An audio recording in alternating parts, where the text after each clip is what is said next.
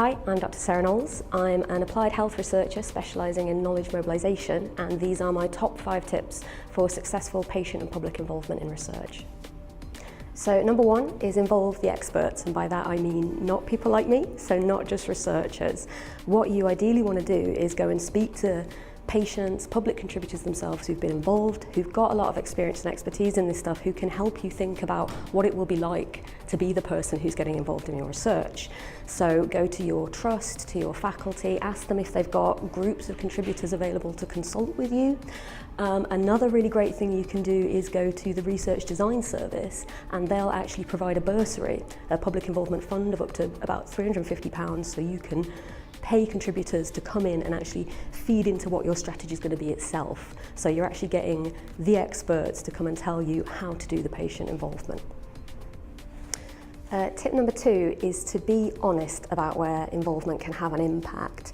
It can be great to have all these ambitions about how patients will just be able to share their experiences and feed into the study, but is that really possible? Often a lot of study designs are set to begin with in things like a trial, there's particular methods that are going to be used. You need to be really clear with your contributors from the start where they have potential to feed back, where they have potential to make a difference.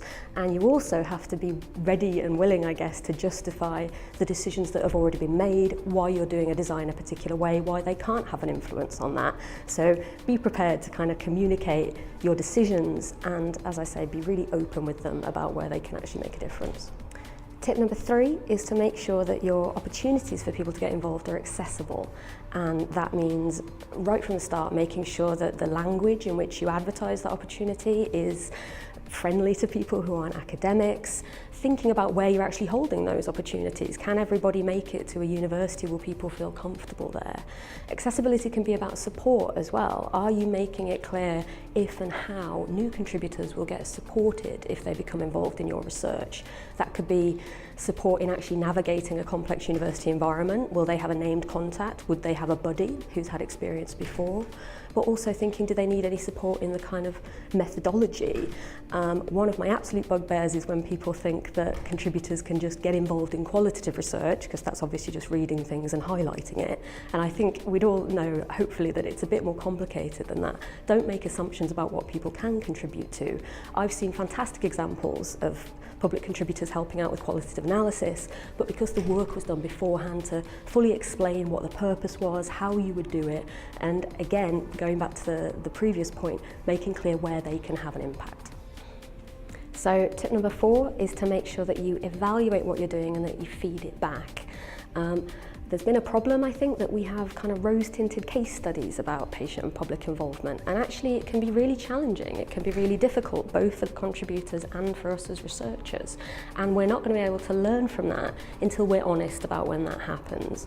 So make sure that if you're doing patient and public involvement, you are evaluating it both from the perspective of the researchers and the contributors themselves, and have a plan in mind about how you're going to feed back that learning, how you're going to let them know what you found, give them space to explore that or discuss that with you, how you're going to take that forward to make sure that in the future we do start to improve the involvement that we're doing. And my final tip is actually thinking about that last one where I said, that we need to do involvement better. It's about recognizing that we can't do that alone. Too often, actually, it's just individual researchers who are kind of put in a room told to do the PPI and expected to be able to tackle all these challenges by themselves. And actually, I think, it takes a village, and we need to look at the support that's available for researchers as well as contributors. We need to look at the organizational structures around involvement. Do they actually help us, or do they get in the way? Things like financial reimbursement, things like the time pressures. Are we actually giving space for contributors to impact and for researchers to have the time to think through how to do good involvement? And that, I think, is a challenge really for people like myself as people who research involvement and who need to start being honest about the challenges and communicating them and finding ways to tackle them. But it's also really a challenge, I think, for senior staff, for leaders, for the people who are running the strategies of universities and funding bodies. If you really genuinely want PPI, want involvement, you have to look at the structures that support it or that get in the way of it. We need to tackle that honestly, and again, going back to my very first point, we need to tackle that with the experts themselves. We need to get public contributors who know exactly what this is like from the inside to come and sit with us and help us make the system better. They are my top 5 tips for successful patient and public involvement in research. If you want to find out more, do check out the Clark website or follow Clark on Twitter.